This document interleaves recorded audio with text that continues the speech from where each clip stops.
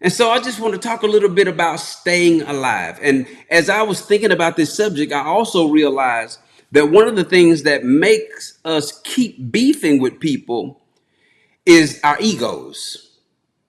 Women have egos, men have egos.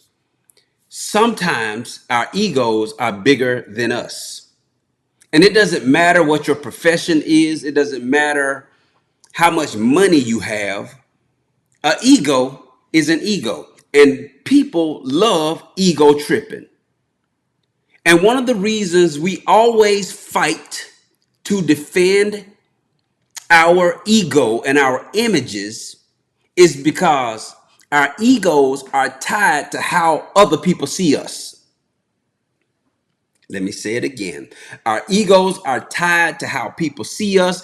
And so if you make people view me in a way that is not acceptable to me, then I have an obligation to defend myself at all costs. Your ego makes you do that. Your ego makes you look for your op. Your ego makes you want to fight. Your ego makes you want to keep it going. Your ego gets in the way and could ultimately put you 6 feet deep. And so if we don't learn how to harness our egos, then there's going to be a lot of circumstances and situations that are going to arise that we are going to be defeated in because we could not check ourselves. I can remember when I first started preaching, I preached a sermon called Check Yourself Before You Wreck Yourself. Check yourself before you wreck yourself to make sure that you're in the faith. And I ain't trying to preach no sermon, but what I am saying is this. It's difficult to stay alive. At the end of the day, you want to make it home. And it has to mean something to you to remain in this earth and to fulfill whatever you were placed in this earth to fulfill, especially when you have people depending on you, when you have children, when you have a spouse, when you have parents, when you have loved ones who are connected to you and want to see you survive and want to see you thrive and want to see you make it. You have to make it home. And so in order to make it home and to stay alive, you have to settle some discord. There are some things that you're going to have to just walk away from. And I know your ego makes you say, no, I'm not walking away from nothing. I'm not turning away from nothing. No, listen, on sight, that's your ego talking. Your ego won't let you drop it. Your ego is going to have you in a state penitentiary. Your ego is going to have your body at one of these local funeral homes. Your ego. And so we have to learn how to think with some sense.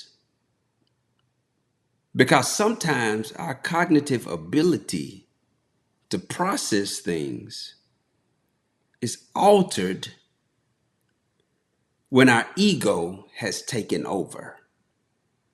Many of us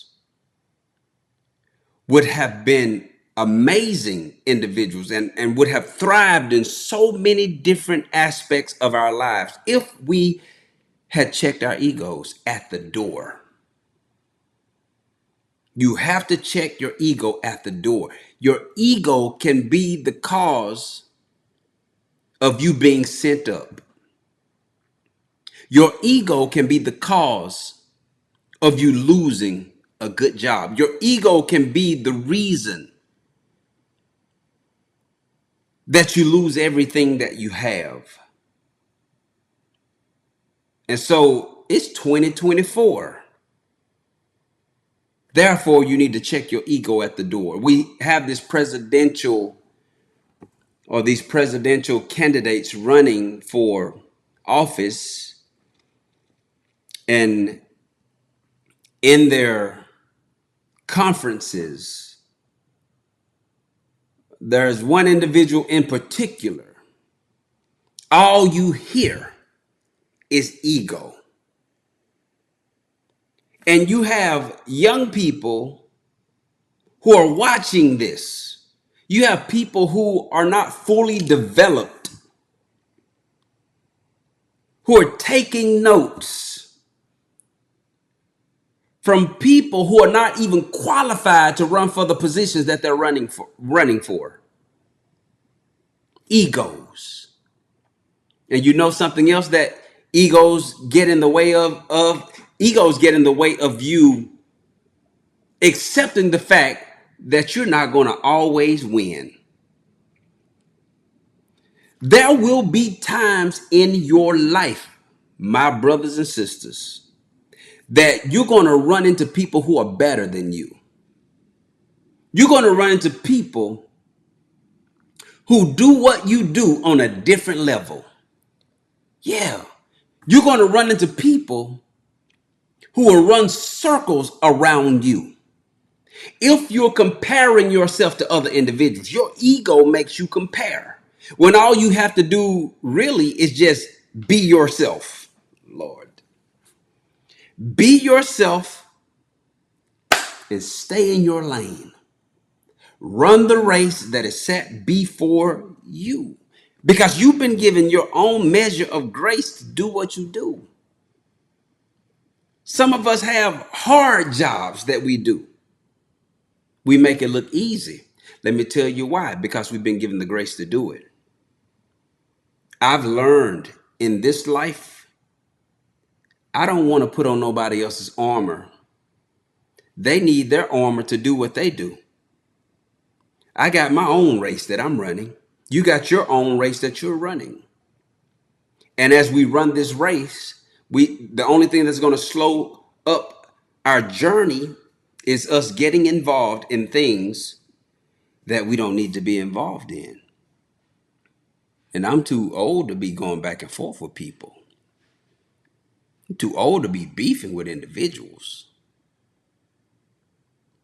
At this point in your life, you ought to be pursuing peace.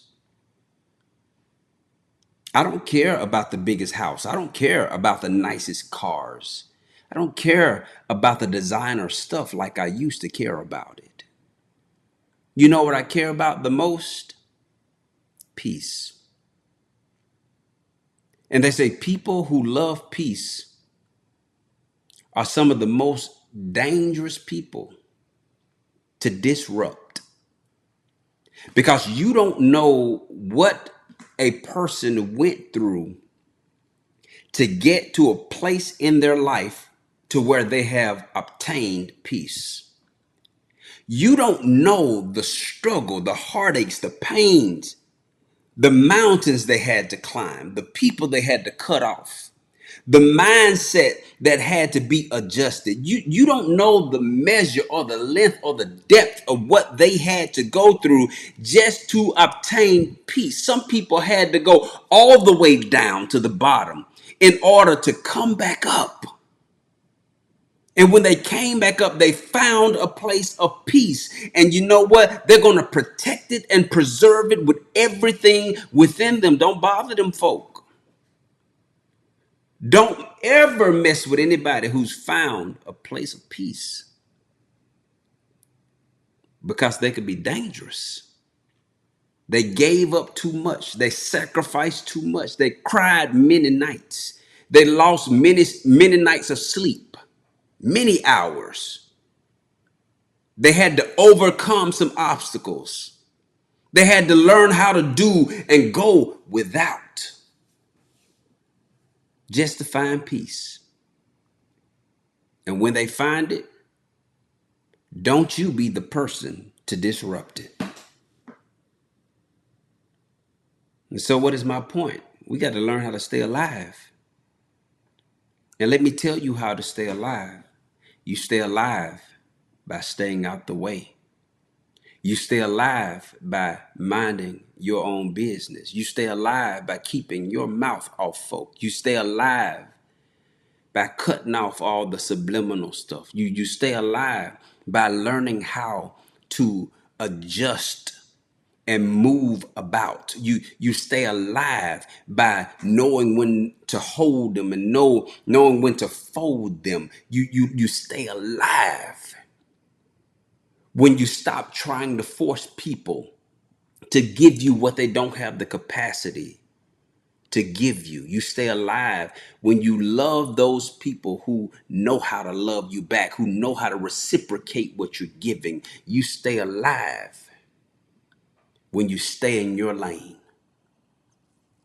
and you stay alive when you still have a capacity to put God first.